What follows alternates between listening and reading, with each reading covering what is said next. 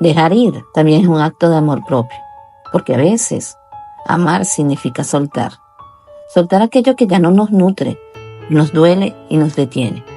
Dejar ir eso que reconocemos, que merecemos y que llamamos paz. Que merecemos crecer y sanar. No es un acto de egoísmo, es un acto de valentía.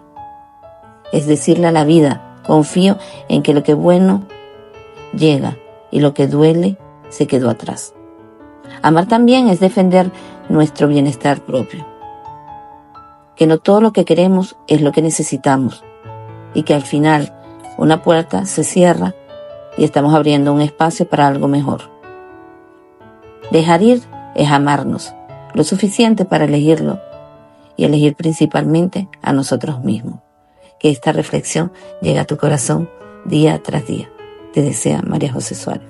Muchísimas gracias.